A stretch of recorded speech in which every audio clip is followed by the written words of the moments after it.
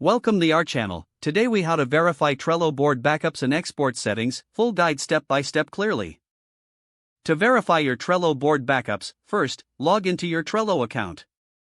Navigate to the board you want to verify. Click on the board's menu on the right side of the screen. Select more from the options presented. Click on Print and Export. Here, you will find the option to export your board. Choose the type of export you want, JSON or CSV. If selecting JSON, the board data will be downloaded as a file. For CSV, the data will compile into a spreadsheet format. Once the file is downloaded, locate the file in your device's Downloads folder. Open the file to ensure all necessary information is present. Review each card, list, and comment for accuracy.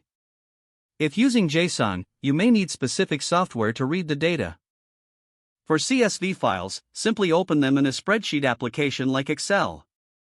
Now, let's move on to verifying the export settings. Return to your Trello board and navigate back to the menu. Click on More again and go to Board Settings. Verify the visibility settings of the board. Ensure it is set to the desired privacy level, private, workspace visible, or public. Check if any integrations affect your export options. For instance, confirm if third-party apps are linked to your Trello board. Review any automation settings that may influence card data. Document any configurations you may want to change for future backups.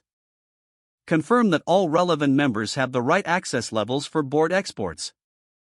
Periodically repeating these steps will help maintain reliable backups.